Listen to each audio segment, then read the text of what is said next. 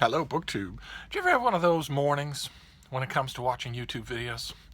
Or one of those afternoons? Do you ever have one of those stretches where you can't seem to go from one video to the next without someone annoying the cheese out of you? I admit I have more of those stretches than most people, as many people in my life have pointed out over my 28 years. My cheese seems more easily annoyed than most people's do, but boy oh boy have I had a stretch of those videos, and of course this is where I come to complain about such things, so I thought that's what we'd do. Let's run down a short list of the malefactors, shall we? Let's start off with a minor thing. I admit it's a minor thing, but these minor things would be corrected, BookTube, if you would remember to do what I want. Okay? It's not asking much, is it? If you do what Steve wants, Steve will not be annoyed with you. It's so simple, really. But I was watching Variety Hour on Strip Cover Lit. The guys at Strip Cover Lit do a weekly episode called Variety Hour. It's their most charming footage where they just sit down at a table and talk. It's just two friends talking. And they ping pong all over the place. They obviously have a small skeleton of things that they want to talk about, but they ping pong all over the place, and it's hilarious. Their guard is down. And in this particular Variety Hour, for instance, they mentioned that they're rapidly approaching, in fact, by now, I'm sure they've already crossed it, 5,000 subscribers. That's fantastic. That is major numbers. I would like to see that 30 times as high as that. They deserve it. They put in the work, but that is wonderful. But during this Variety Hour, they were asking themselves what they were going to do to commemorate 5,000 subscribers. They were going to do a Q&A, but they're still one Q&A down from one that they promised. Oh, and by the way, I should point out, I also am down a Q&A, but it is coming this weekend. I wanted to make sure that all the questions were there, and now I have to copy them all out and then think about them. But I will certainly do. I'm not going to forget my own Q&A. But one of the things that Dalton Gentry proposed that they do is get literary tattoos. And I thought, my very first reaction, before he went on, I should have known the horror that was coming, but before he went on, my very first reaction was that Adrian Fort is one of the only people I know who could actually carry off an Emily Dickinson tattoo. I would almost approve of that. I don't largely, I know it's totally heterodox in 2019, but I don't actually approve of this massive fad of tattooing. You can't take it back, and you don't know. I see I see people. So one kid got a gigantic skateboarding tattoo in a very prominent place. In order for him to get a respectable job for the rest of his life, he's going to have to wear a turtleneck sweater. And he did it, he said, because he loved skateboarding. And I wanted to say to him, I don't know him, I didn't leave a comment at all, but I wanted to say, I have no idea at all, no recollection at all, the things that meant the world to me when I was 20. None. I don't have any idea what they were, which means not that my mind is going. My mind is not going. It means that those things change, and that I would have been making a very bad mistake to tattoo one of those things permanently on the skin of my body.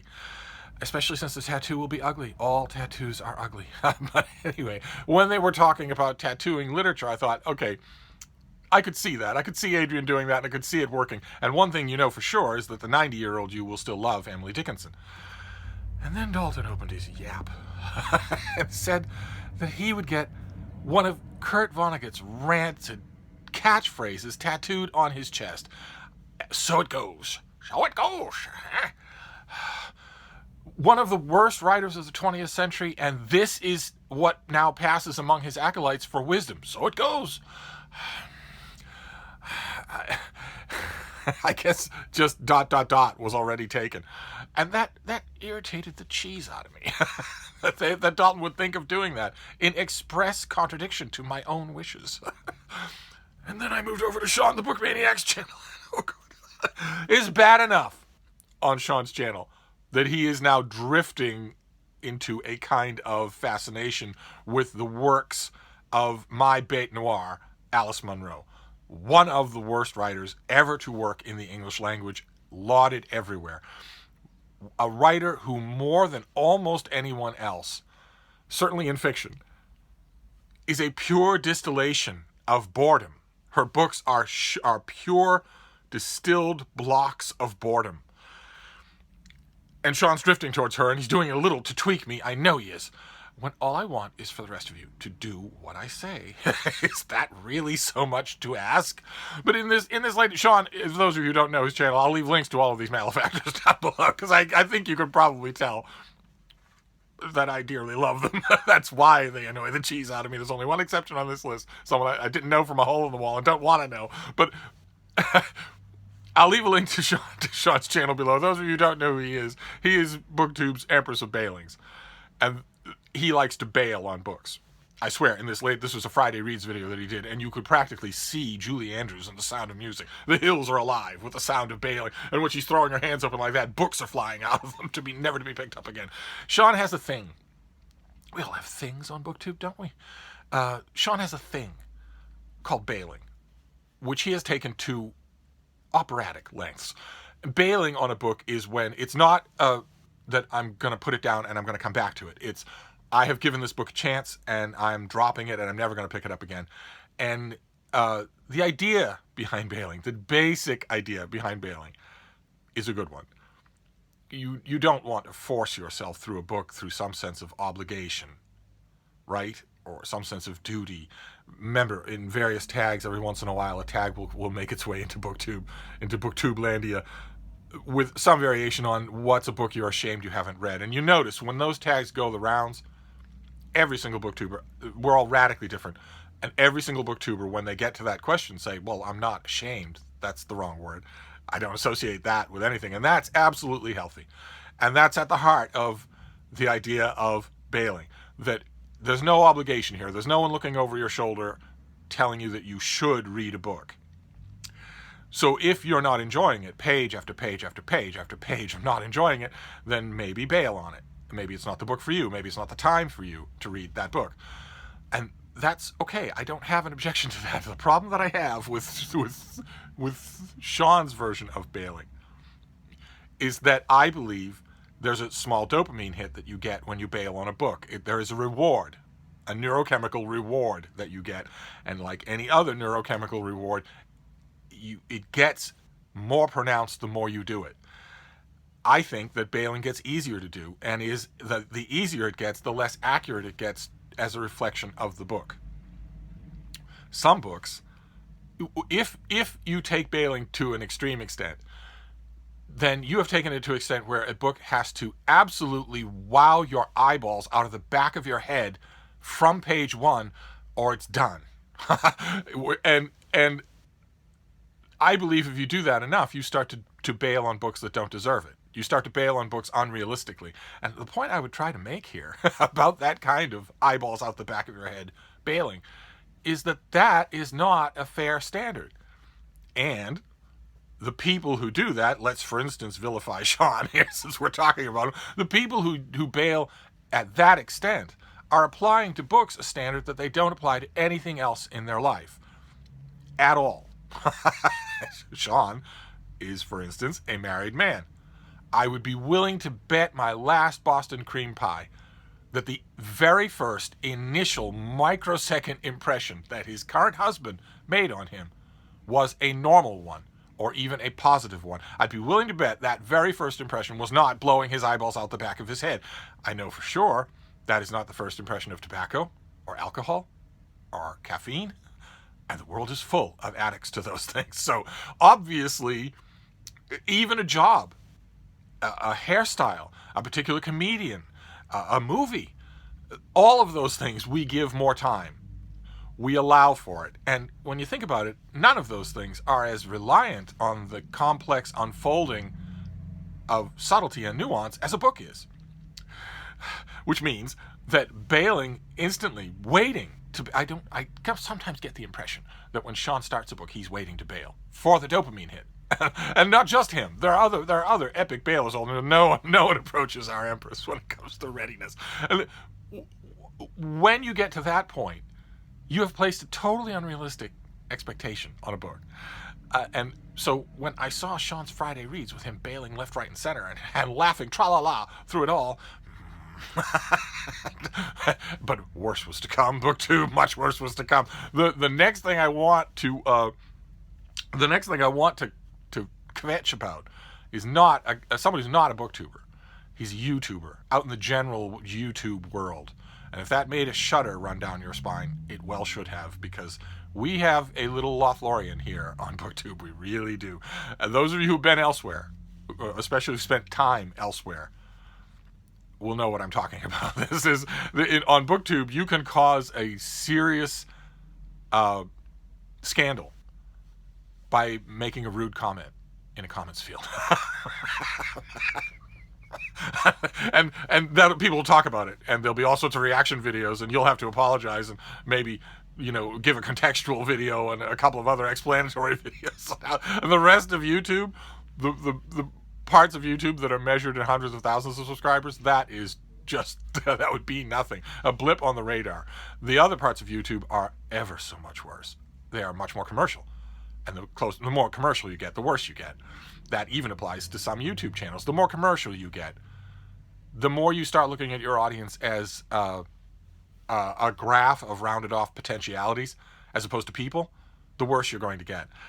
And the third thing that I want to gripe about today is a YouTube video. It's by a guy named Max Joseph. And the YouTube algorithm suggested his video to me, I guess, for obvious reasons. The video was called Bookstores, How to Read More in the Golden Age of Content. And it's this bad hair dye job who just, he has managed the patented YouTube on-camera affect of goofy and prone to mistakes, and I don't really know what I'm doing, even though I have make a living off my channel and have hundreds of thousands of dollars worth of audio-visual equipment that is making this video. In other words, lie from start to finish, just a complete lie. This thing on the other side of this camera is a rounded off graph of potentialities. They aren't human, so I can lie to them all the time. I can lie to them every time I turn on the camera. And of course, the very worst YouTubers, the ones with hundreds of thousands or even millions of subscribers, are the ones who think that about everybody. They don't just think that about the creatures on the other side of the camera. They have come to think that about every single person in their life. Logan Paul, for instance, never tells the truth about anything. In his private life, on his YouTube videos, in court depositions, anywhere. He lies about everything all the time. It's never anything. It's never actually what he thinks and feels. He wakes up in the morning and says, hey, I've got this goofy thought, and it's not true. It's not true. He doesn't have that thought. He doesn't care about it. And he doesn't have friends anymore. He has a crew. And that crew, they're all heavily paid, whether they're relatives of his, parents of his, or not. So they are paid, and if you're paid, you say yes when the boss tells you to do something. The same thing is true all the way up the line. The gigantic mega beauty channels, one of the things they like to do in their videos is a kind of allegedly off-script goof, and they'll look off camera at their camera people, their crew, as if to say, you aren't going to film that, are you? Oh, we're not going to include that, are you? And that's all carefully scripted. None of that is real. None of it is real. And this Max Joseph guy, he did a video on bookstores, but it wasn't just on bookstores. It starts out with him having a fake dilemma. All of these kinds of professional, polished YouTubers have fake dilemmas. None of it's real. None of it is anything that they actually think about or care about. And his fake dilemma was that he doesn't read.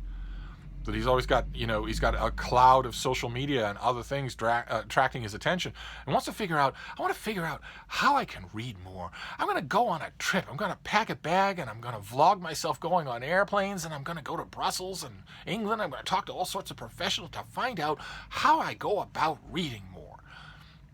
You guys. and he goes and finds authors who have books to promote who are willing to give him an anile 5-minute segment and maybe draw on graphs, and you're always cutting back to him, and he's making goofy faces, or he's laying on his couch and trying to read a book, and oh my god, it's so hard. And at the beginning of the video, he tells one of his experts that he reads maybe a book a year for pleasure. That he specifies in the video that doesn't include reading for work, and it doesn't include skimming articles on YouTube or online elsewhere. And the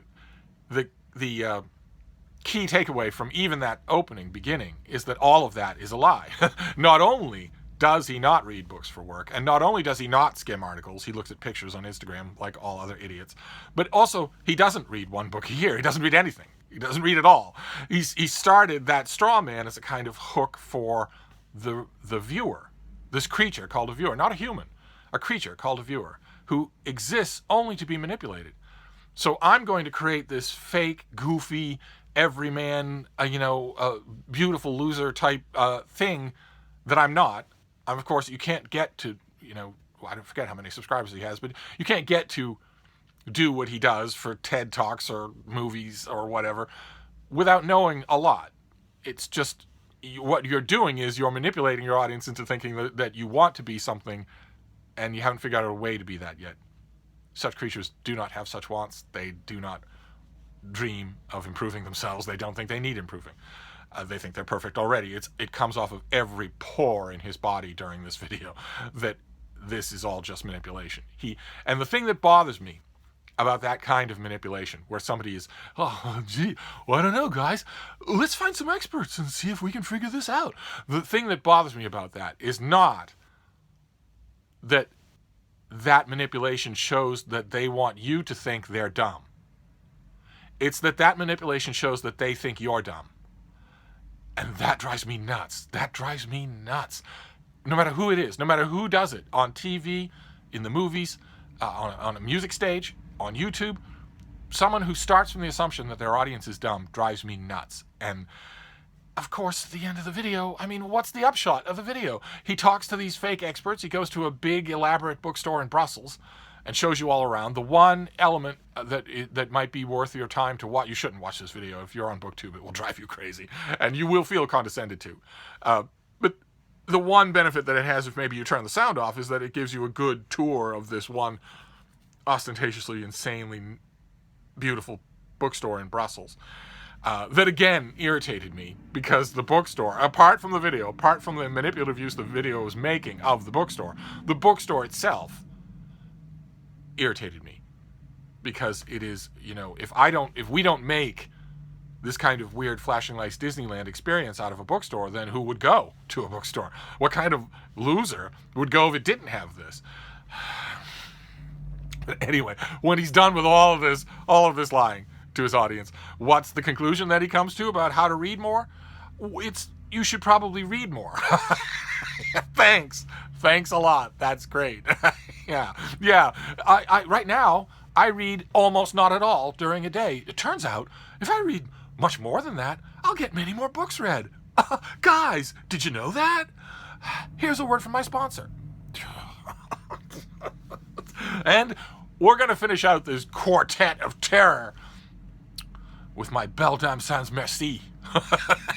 my other arch nemesis. I'm like Bart Simpson. He's got two arch nemesis, Krusty the Clown and the Eyebrow Baby.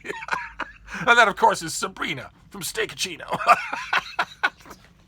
She made a video, BookTube. Oh, she made a video. I shouldn't have taken it so early in the day, especially since I've been rereading John Stuart Mill. I felt a little guilty about bashing philosophy on this channel recently, so I took down Utilitarianism by John Stuart Mill, thinking, well, Mill was reading Latin and Greek when he was 5, and I seem to have a distant, dim memory of really liking his book On Liberty, so I'll read Utilitarianism again, and maybe I'll owe BookTube an apology about philosophy. So my nerves were already worked raw when I got to Sabrina's video, and her video was called Who is Allowed to Take Breaks? You can sense trouble coming already. Get your BookTube. Her video, as usual, they're always wonderful. I will leave a link to all of these down below, all of these horrible malefactors down below. Her video was about how it feels when even your creative endeavors, the things that you go to in order to feel refreshed, when even they start to feel like a burden. Are you going to beat yourself up? Are you going to feel guilty? Her video was saying, who should take breaks? Anyone should. That if you need to take a break from stress or work or even your creative endeavors, then go right ahead. She said it's not worth it to beat yourself up over something like that, which makes me think that she's not a Boston Irish Catholic at all. Flying under false colors. She even says in her video, she even goes so far as to say that if you need someone to tell you that it's okay to take a break, then hit her up, because she's got your back. She will do that on Twitter or anywhere else. She will encourage you to take a break now and again for your own mental health. And BookTube, I want to offer a polite reminder on this particular subject. I want to politely remind you in about 10 minutes, you're going to be dead. Not dress rehearsal dead. Not your body stops, your soul goes to some sort of immaculate country club until your body can join it in a millennia or two, and you get to see all your dead pets. No, just dead. Just dead. You have a heart. It pumps richly oxygenated blood through the tissues of a very complex brain that you have in your head. And because the heart is a muscle, it wears down. It has a limited lifespan. And when it stops doing that, the blood stops pumping. And when the blood stops pumping through your extremely complex brain, it darkens. It darkens. And the rich complex of electrochemical signals that make your memory, your personality, it all goes away. Only a very limited amount of it is stored in the tissue, and even the tissue starts to disintegrate right away when it's not constantly refreshed with liquid. In other words, this conglomeration of chemicals that makes you who you are, listening to me rant right now, is extremely temporary. It has never been produced before because of the nature of these chemicals, and it's never going to be duplicated, and it's certainly not going to be continued. This is it. This is all the time you have to do anything. Anything. And I might point out that you haven't done anywhere near as much as you could already. You're already behind. And here she is telling you to take a break whenever you feel like it. You're human. Of course you're going to want to take breaks. That's to be suspected. That is suspicious. You're not supposed to lean on that like an easy chair. Good Lord. Oh, wait. I said this is going to be polite, didn't I? All right. I want to stress that if you're feeling like you need a break from your creative endeavors, the rest of it, sure, she's right. Only a fool would let work stress them out, because that's stress that's being paid literally to the service of someone else. It's not help. That is stress that is literally not helping you at all. And also, Sabrina's also right, although don't get in the habit.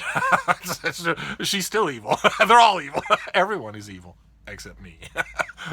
She's also right when she insinuates that feeling stress about any kind of social factor is also absolutely absurd. Stress is really, really bad for you. And I'm not actually advocating stress here myself, merely a reminder. I merely want to point out that all the rest of that stuff, yes. But when it comes to creative work, when it comes to the creative endeavor that gives a spark right through you, that creative endeavor can't be done by anyone else. Whatever it is that you're doing, it can't be done by anyone else. And you, since you live in the 21st century, have the ability to do it in a way that your exact counterpart 500 years ago would not have had. It's not that they wouldn't have done it as well. They wouldn't have had the ability to do it at all.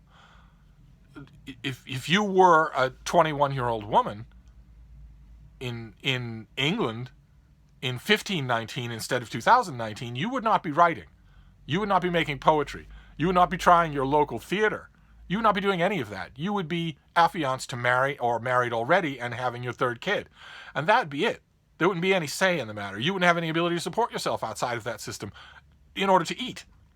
You would die if you weren't part of that system. And let's not even talk about 1319.